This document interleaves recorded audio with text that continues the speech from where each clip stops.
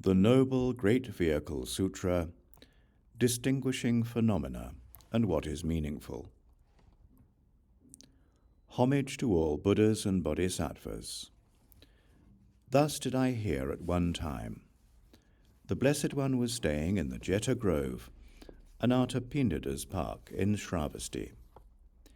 He was there together with a great sangha of monks, as well as a great sangha of bodhisattvas. At that time, the Blessed One recounted the following to the Bodhisattva Great Being, delighted by victory. Noble Son, at a past time, countless, limitless, immeasurably many eons ago, there was a world called Flower Origin. It was abundantly prosperous and happy, had good crops, and was delightful. It was filled with many people, and was even as the palm of a hand. Noble Son, in the world Flower Origin dwelled the thus gone worthy, perfect Buddha, arisen from flowers. He still abides there, alive and well, teaching the Dharma to the fourfold assembly, as well as to gods, nagas, yakshas, Gandharvas, demigods, Garudas, Kinnaras, Mahoragas, humans and non-humans. Noble Son, in the world, Flower Origin lived the ruler attainment of victory. He was a universal emperor, who had as his dominion the entire Tridiocosm. Noble Son, under the king's rule, beings had found happiness and well-being, followed the path of the 10 virtuous deeds, and were satisfied with their spouses. Everyone there had entered but a single vehicle. They had entered the great vehicle. They had entered the supreme vehicle. They had entered the main vehicle. They had entered the true vehicle. They had entered the foremost vehicle, the best, the finest, and the highest vehicle. The vehicle they had entered was higher than the highest, the unsurpassed vehicle. They had entered the unequal vehicle. They had entered the matchless vehicle. They had entered the inconceivable vehicle. They had entered the unfathomable vehicle. Noble Son, under the rule of that king, attainment of victory, vehicles other than the great vehicle were unheard of. Noble Son, in his retinue of queens, King Attainment of Victory had 99,000 wives, none of whom had entered any other vehicle. They all belonged solely to the great vehicle, longed for the Dharma day and night, and took delight in the Dharma. Noble Son, that king's primary wife, Ratnashri, who was a beloved bodhisattva, followed the Buddha, the Dharma, and the Sangha.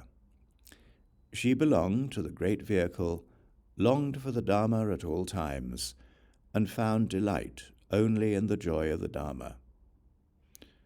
Noble Son, once while Ratnashri was seated upon a splendid lion throne, her son Ratnakara got down from her lap where he had been sitting in the cross-legged posture. He was adorned with divine ornaments, attired with divine fabrics, and his body was adorned with the excellent major and minor marks. As soon as he got down, the child asked his mother, "Mother, is the thus gone one, arisen from flowers, still alive?"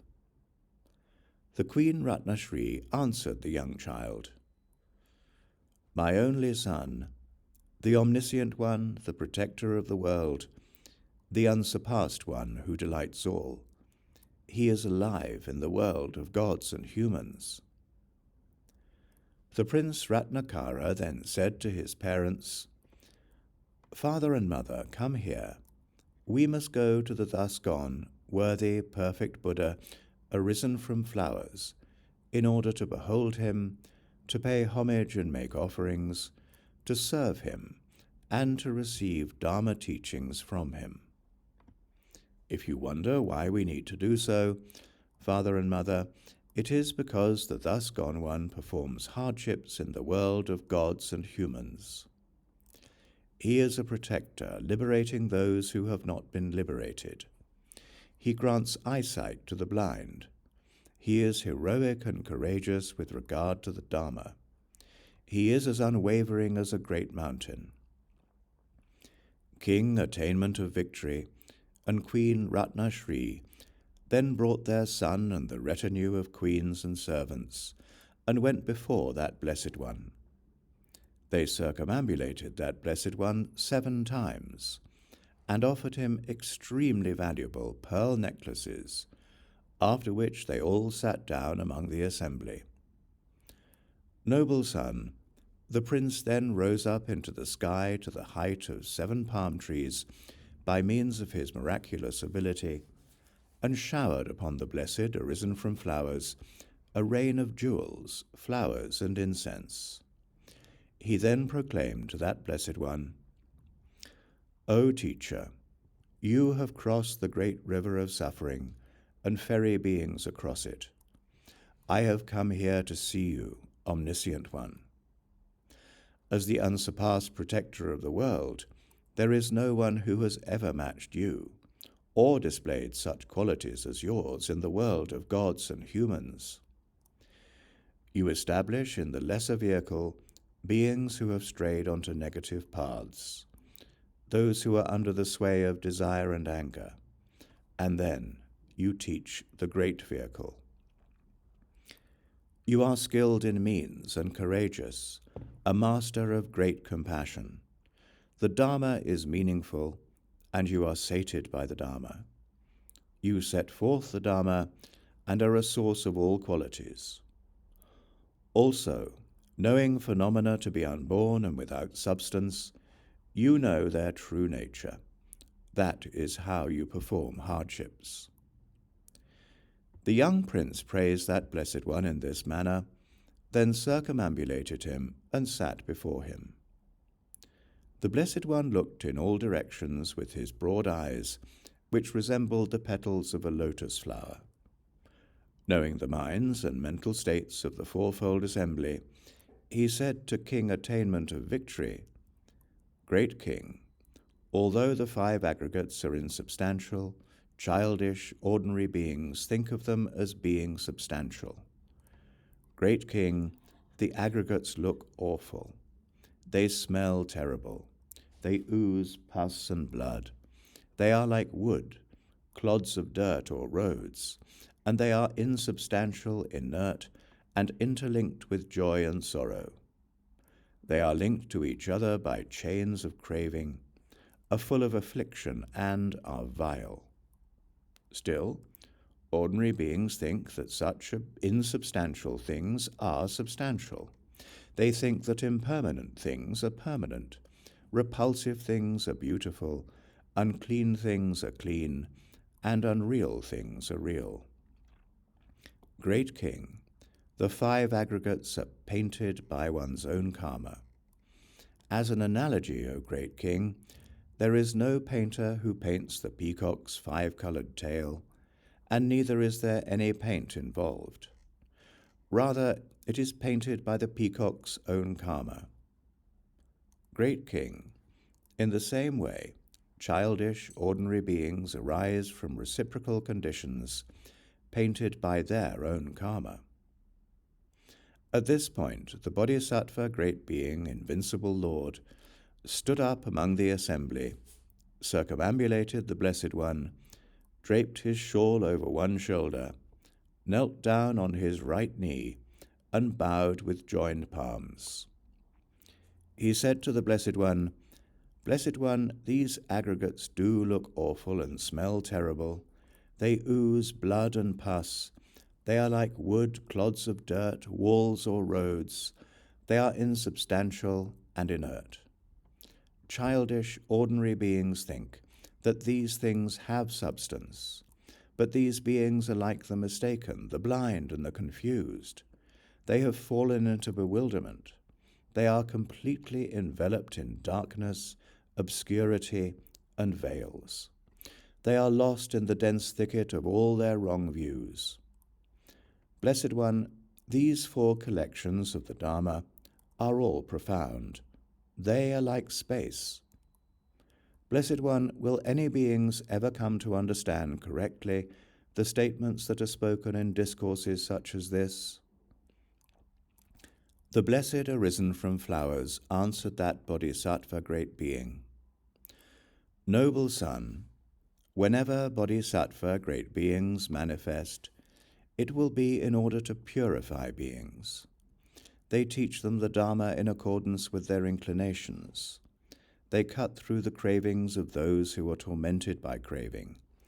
They clear away the suffering of those tormented by pain. Knowing all phenomena to be insubstantial and knowing them to be like space, they direct sentient beings to the nature of phenomena. Bodhisattvas are then known as purifiers of beings. When that blessed, thus gone, worthy, perfect Buddha, arisen from flowers, had delivered this teaching concerning sentient beings, King Attainment of Victory cut off his hair and beard. His son, as well as Queen Ratnashri, and the retinue of queens and servants, likewise all cut off their hair, and they all took ordination with the Blessed One. The Blessed One now spoke to the assembly. Noble children, look at the young prince. Noble children, this sublime being has produced roots of virtue in the company of 99 trillion Buddhas. On all of these occasions, he has become a Dharma preacher. And this person here has always been the father of that sublime being. This sublime being has always ripened beings to unsurpassed and perfect awakening. Noble children, as soon as I pass into parinirvana, the young Prince Ratnakara will become a Buddha. He will be seated in front of the tree of awakening, which will be bedecked with various precious stones. When he attains awakening, he will become a thus gone, worthy, perfect Buddha. He will be someone learned and virtuous, a well-gone one, a knower of the world, a charioteer who guides beings, an unsurpassed being, a teacher of gods and humans, a blessed Buddha known as Splendorous King of Shining Light. His world will be known as painted with many jewels. He will have an immeasurable sangha of hearers. He will have a lifespan of 96 trillion eons. The appearance of his sacred Dharma will remain for 7,500,000 years.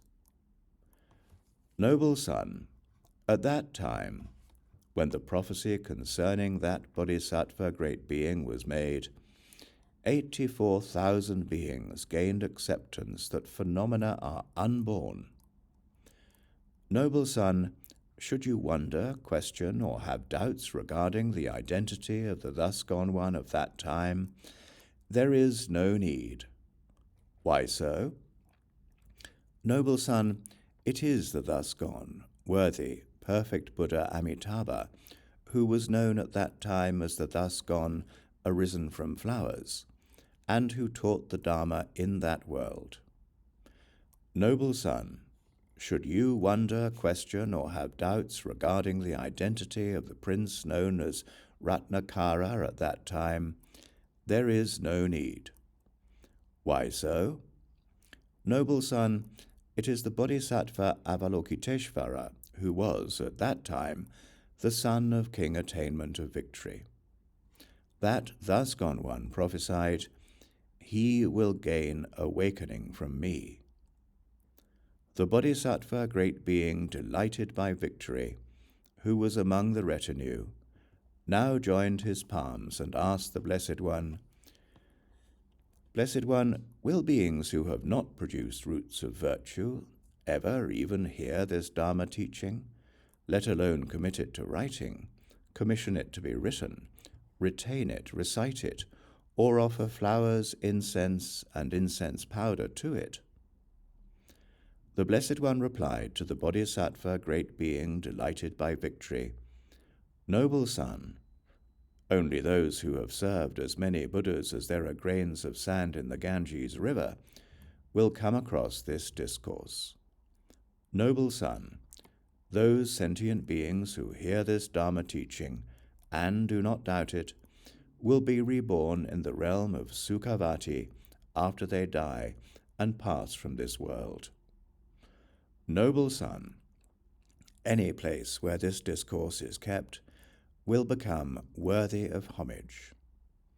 Noble son, later in the future, any woman who holds or reads aloud this Dharma teaching will exchange her female body and be reborn in the realm of Sukhavati.